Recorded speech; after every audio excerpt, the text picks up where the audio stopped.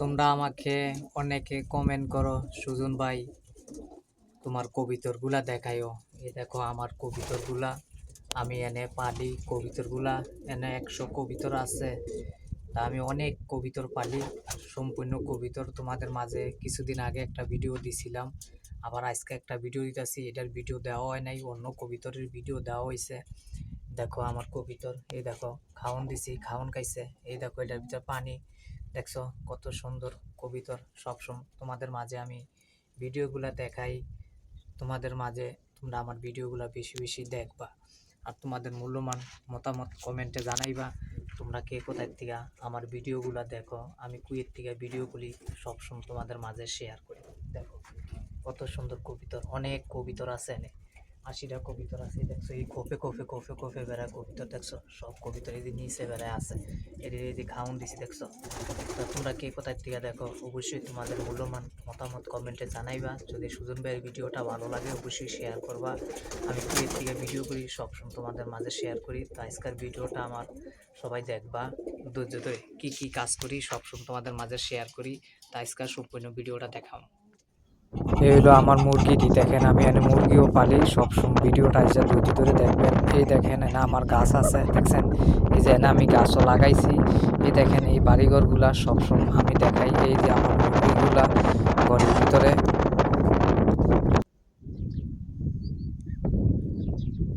এই দেখেন গাছগুলা, দেখছেন সব গাছগুলা এনে, দেখছেন কুতুরি গাছ লাগাইছে এনে 8-9টা গাছ আছে। এই গাছের ভিতরে আমি পানি টানি দেই, এই কাজ কামগুলা করতেছি। আমি সবসময় মরুভূমির থাকি, মরুভূমির থেকে আমি ভিডিওগুলা করি।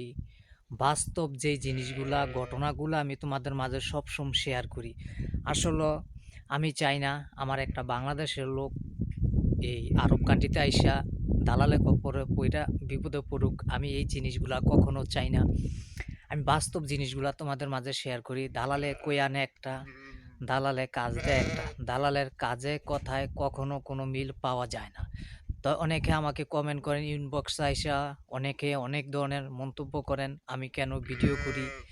আসলে ভাই আমি কেন ভিডিও করি, আমি ভিডিওগুলা করি একটা মানুষ যেমন এই প্রবাসে দালালে খপ্পর না পইরা যেমন ভালো একটা কাজ কাম করতে পারে। এই কারণে আমার এই ভিডিওগুলা করা উদ্দেশ্য এটাই, অন্য কোনো উদ্দেশ্য না। তো অনেকে আমাকে খারাপ খারাপ মন্তব্য করেন, অনেকে ভালো মন্তব্য করেন, যারা যেই মন্তব্য করেন করতে পারেন, কোনো সমস্যা নেই। আমি বাস্তব জিনিসগুলো আপনাদের মাঝে সবসময় আমি শেয়ার করি এবং শেয়ার করার জন্য আমি চেষ্টা করি। আসলে আমি যেসুন বিদেশ আসি, আমি যেসুন এই প্রবাসে আসি, আমাকে কই আনছিল আমার দালাল দোকানের কাজ, বাকালা আরবিতে বলে বাকালা, আমারে কই আনছিল বাকালার কাজ। পরে আমি আসার পরে দেখতে পেলাম আমার এই মালিক এই মরুভূমি তাইনা দিছে এই দুম্বাগুলা পালার লইগিয়া।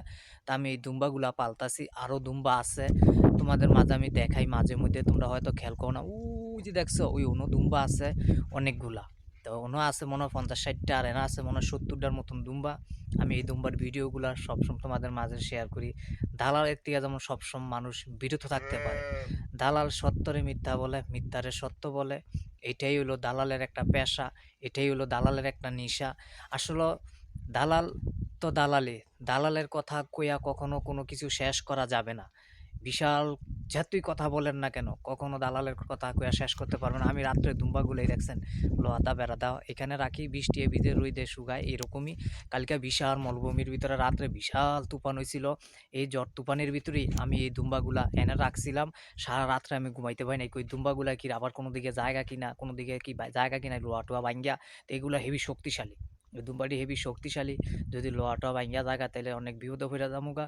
এই কারণে আমি সারা রাত্রে ঘুমাইতে পারি নাই তুফানের জন্য। তা আমি এই দুম্বাটি রাত্রে পড়ে দিছি, সারাদিনই আমার কাজ। অনেকে কমেন্ট করেন আমার কয় ঘন্টা কাজ, তো দেখতেই পারছেন। যে যেখান থেকে দেখেন সবাই ভালো থাকবেন, সুস্থ থাকবেন। আল্লাহ হাফেজ।